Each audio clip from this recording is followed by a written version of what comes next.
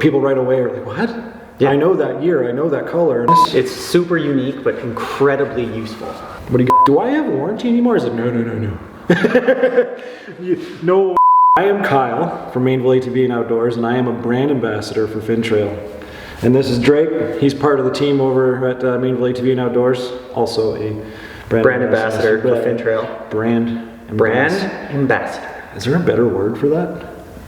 Brand ambassador? I think that's the term. Anyway, you get the point. We are brand ambassadors for FINNTRAIL, and we're answering a question today. What are our favorite mods on Project Menace here? This is our 2021 Can-Am Maverick Sport XRC that we basically converted into an XMR and slapped a turbo on because we decided we didn't want to do an X3 build, and we did it the hard way.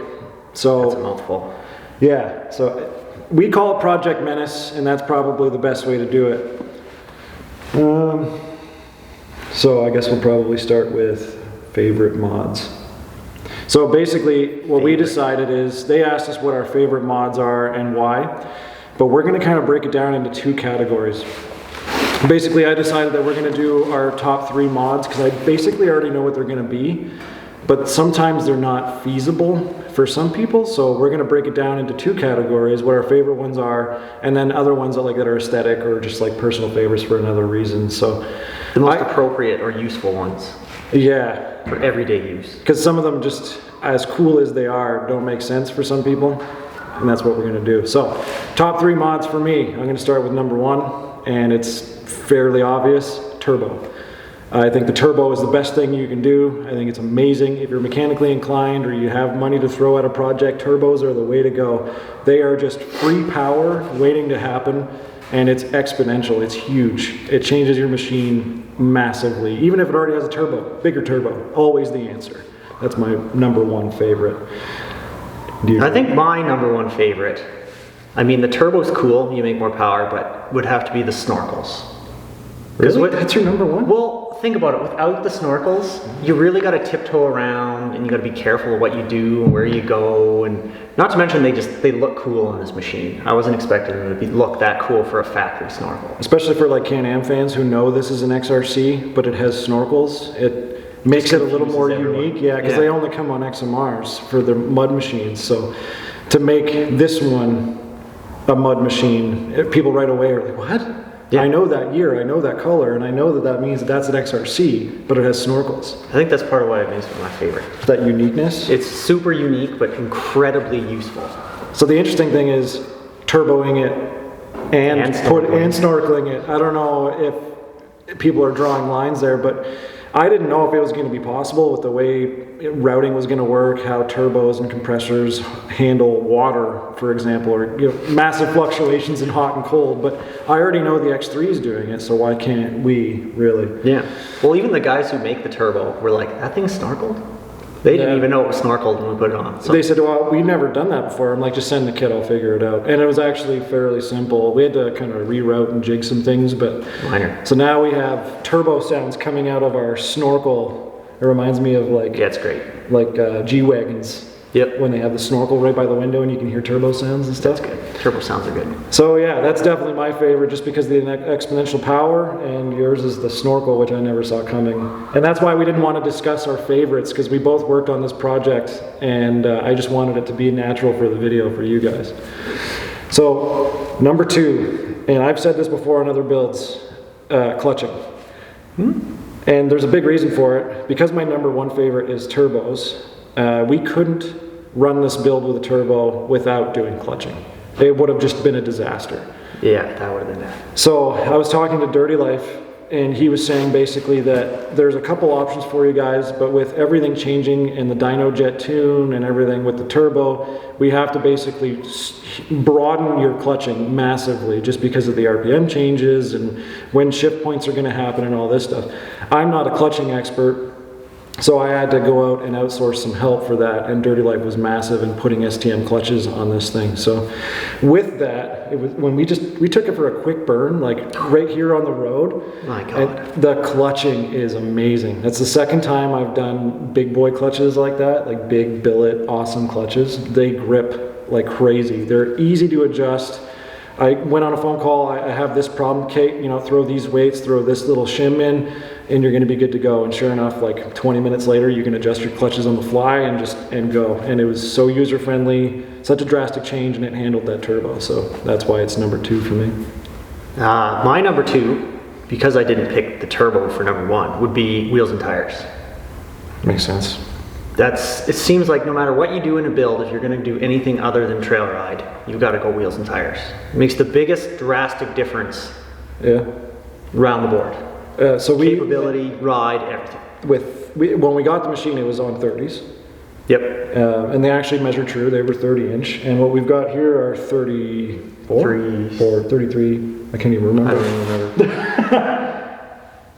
33s, I think. Yeah, 33 and a half. 33 by 9.5. There you go. I had to double check because X7 310s come in like a variety of sizes. So weird variety of sizes. Yeah, all the oddballs. You always expect like 30, 32, 34, 30. Yeah. And then it goes up like that. But they'll do like odd increments and even like 0.5s, like 9.5 wide, for example.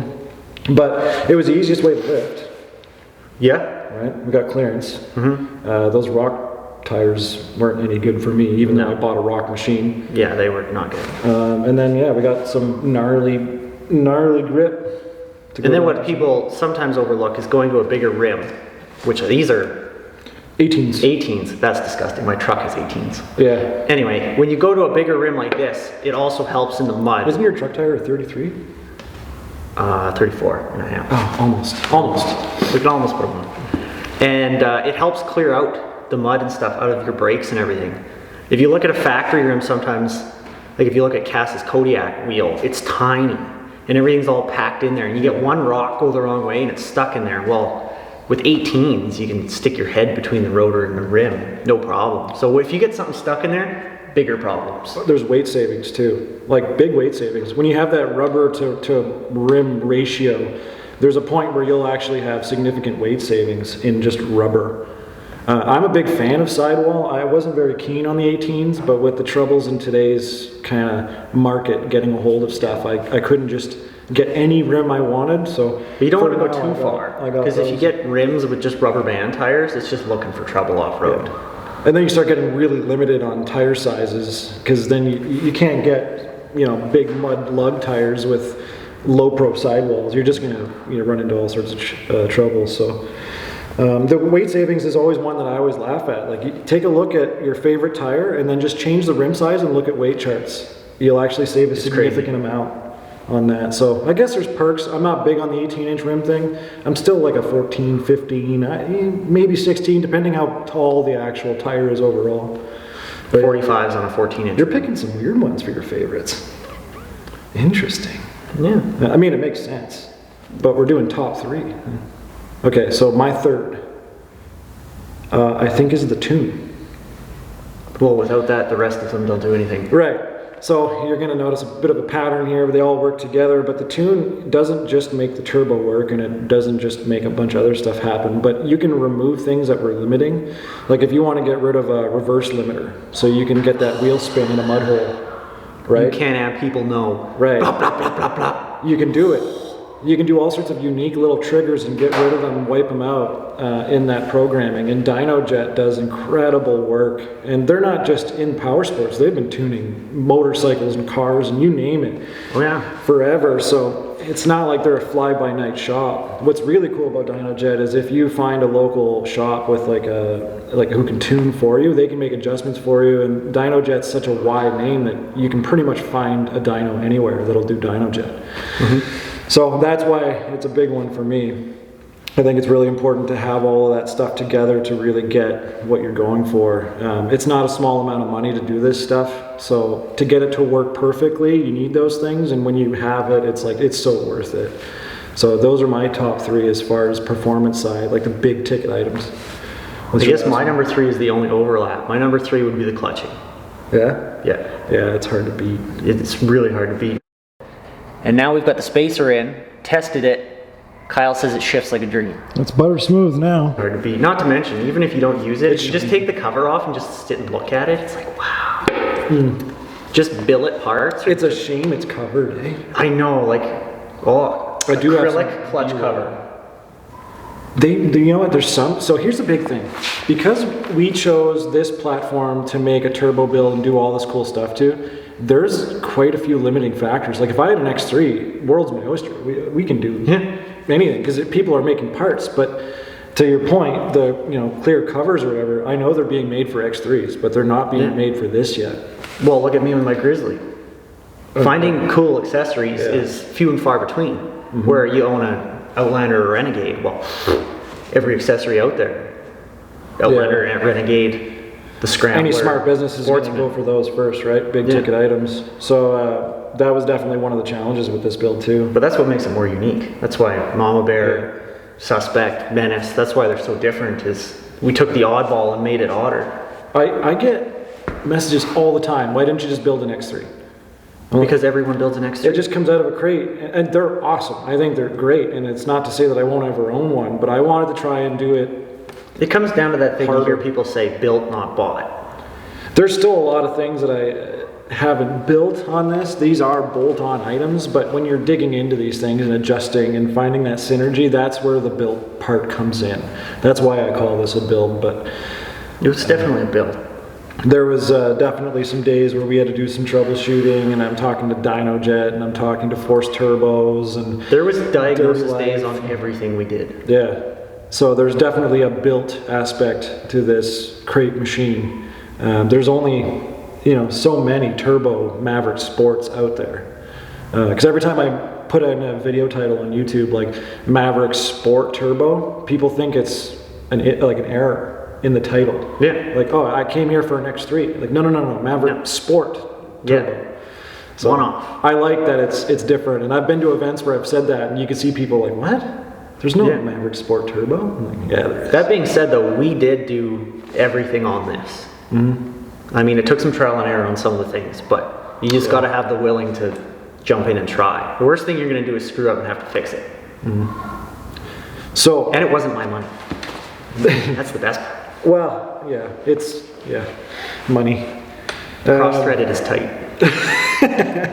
The next thing I wanted to talk about is we did our top 3 mods, and some people obviously can't just throw money at something like this. It's not their day job like it is for me, and it's kind of unfair to just say go get turbos for everything. As much as we'd all like to do that, sometimes it's not feasible. So I also wanted to do a top 3 of things that are a little more feasible that are still really cool. And for me, that comes down to aesthetics. I don't know what it might be for you. But not aesthetics. I think there's some really strange things that fill in the vehicle to kind of give it its persona and its attitude. And I think we can agree that both of our number 1 is the wrap. Yeah. I'm just guessing, and it's hard not for the wrap to be number 1. So when I wanted this to be the flagship of Mainville ATV, it had to obviously present itself as the flagship. So we did the vinyl here for the machine. We put the Mainville name on it and some supporters and the people that were involved in the build. And I think that vinyl really brought out what I wanted to express with the machine. Finding North American parts, it's very important. Getting people on board with this big project and kind of give it an attitude. And I think the wrap was perfect for that. And I've never done one before, so he has. You did one before, right? 2. I've wrapped a couple sleds.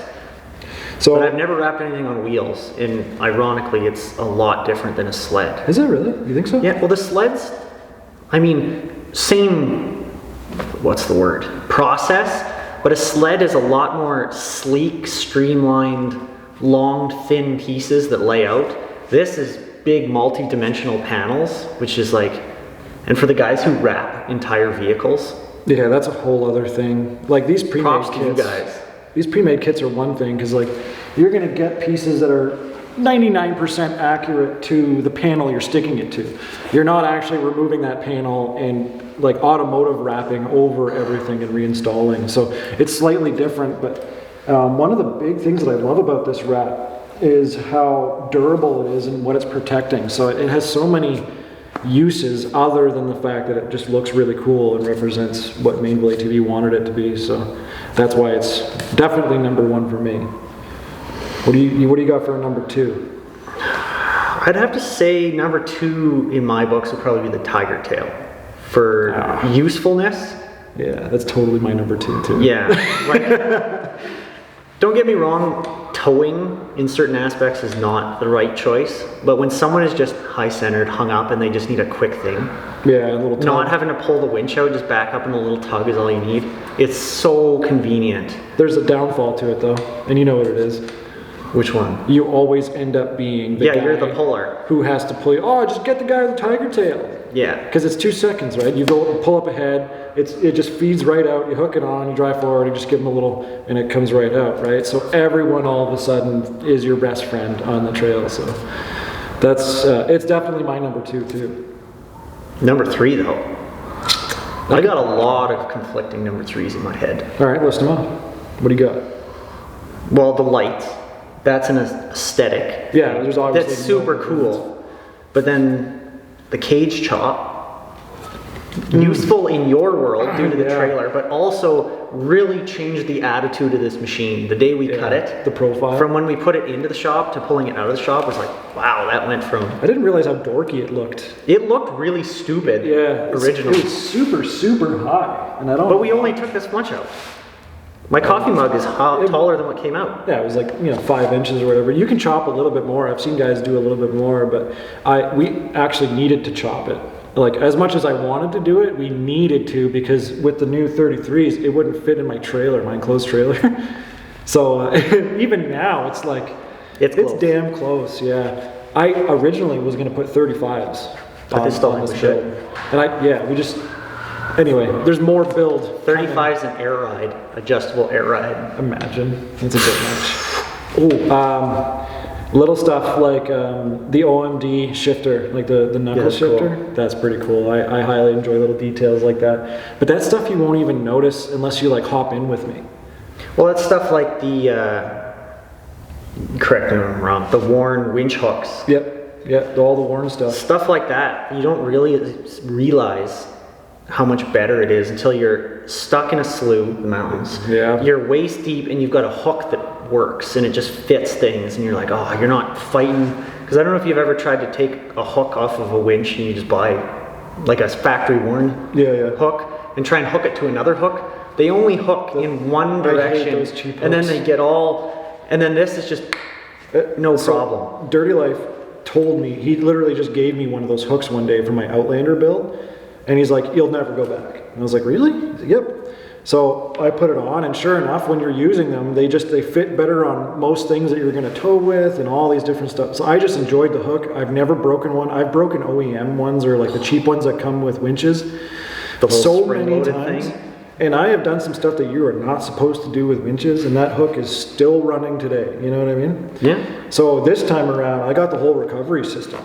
I got like the tree strap and everything because I don't want to cut into trees. I got what else did I get for that? Snatch block, all sorts of things. Just because that's another thing to consider with these side-by-sides is you're so big and so heavy. If you don't have other side-by-sides to pull you out, you're gonna have to use some mechanical advantage. You're gonna have to get some leverage. You're gonna have to think with your noodle. Especially out here in Saskatchewan, the trees are like this big. Yeah. So. Well, it's funny, we go to the mountains and the first thing we winch off of is a cluster of bushes. Yeah, it was just our natural They have all reaction. the big trees we want, but no. Yeah, so out here you grab like 50 bushes and you just hope to like squish them all together. Grab them all, yeah. So what would your number 3 be? My number 3, like there's so many things that we Number did. 3 is like the of all the little things in the I think it's just everything else. Finished it off. Like even the fender extensions we did. That was the most satisfying in my world. These tires are like a foot outside this wall. So during certain scenarios when you're cornering, you'd actually pelt rocks inside and it would hit the roof and hit you. And you would just constantly hear rocks just getting flung inside. So these cut about 85 to 90% of that stuff coming in. And this includes mud. Yeah. So you're not just getting caked in the face. But that being said, the way I don't have a windshield either, so I kind of just get all the mud in my face anyway. So when we were drag racing at Dundurn drag races, you could literally see the mud would just kind of like hit me here and be a perfect line of just mud all the way up. But so that kind of breaks down our favorite modifications overall. Yeah, it's been a crazy build. It happened fast. Really fast. I ordered it all. Like every single part that went on this thing, I think I ordered it all in like 2 days. And it was actually hard to spend that kind of money because I was trying to find stuff and get organized, and I had Dirty Life helping me, and I had these people helping me. And we had 80% of this build built before there was 10 kilometers on it. Yeah. Which did make things quite a bit easier because there was no crunchy mud blobs jammed everywhere. We had one ride before we had a turbo on it. That was the dustiest ride of my life. I remember talking to Pete Sales and Service. They're the dealership that got us this machine. And I'm like, hey, so I'm putting a turbo on it. And they're like, yeah, cool. I'm like, do I have a warranty anymore? He's like, no. No warranty for me, ever. As soon as I pull a machine, my sled, I did a bunch of adjustments. Adjustments. Adjustments. I made some adjustments. Minor tweaks. No warranty immediately. No warranty. My Outlander, no warranty. Yamaha, no warranty ever. So I basically never have warranty. I don't think Mainville's allowed to have warranty. So I never buy extended warranties or anything, so I know immediately I'm going to lose it. Nah, someone will call you about it. Yeah. That being said, the people around me have been awesome. Even when I don't have warranty, they've taken care of me, and that's pretty good. But that's basically it, man. That's the build in a nutshell. Project Menace 2021 Can-Am Maverick Sport XRC converted into an XMR with a turbo. When are you going to own a unit that doesn't have an entire paragraph as a name? Oh, can you do the sled one? Do you know them all? Did we ever figure out the year? It's 2020. 2020, 900 Ace Turbo Renegade. Adrenaline. From Skidoo. On a Rev 4 chassis, which is that's why it says it on the paper. I own a Grizzly and I own a Viper. See that? Oh, Viper MTX. Ooh, right? 3 more letters. Yeah, and the Grizzly SE. Yeah, okay. Wow, that's a lot shorter. really challenging. Yeah. Anyway, this poor guy pulls out his registration. That's why we put names on them now. Yeah. We just give them names and their own little personalities. But anyway, to answer a question the long way, this is for FINNTRAIL. I'm Kyle, and this is Drake, Mainville ATV and Outdoors, and we are brand ambassadors. See? There you go. You really had to for think FINNTRAIL, and we just wanted to answer their question for them. So thanks for coming. Hopefully you got everything answered. If you have more questions, put it down below in their comment section, and they'll let us know, and we'll come and answer them all. Wherever their comment section might be. It should be right there. They're putting this on their YouTube channel. Oh, then it's right. It's there. Right there. But this red button over here. And if they're nice, they're going to leave a link to my channel, right? Or they're just going to cut that out. We'll find out. See you guys next time.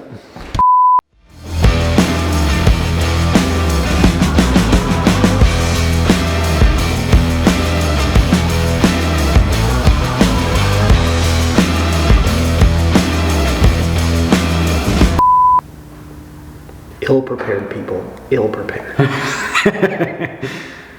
Okay. Hey folks, I'm Kyle. I'm brand. Again, why is that? You cannot get that out. We did a video for FINNTRAIL the other day, and I couldn't say brand ambassador. And he still can't say it. Ambassador. Brand ambassador. Brand ambassador.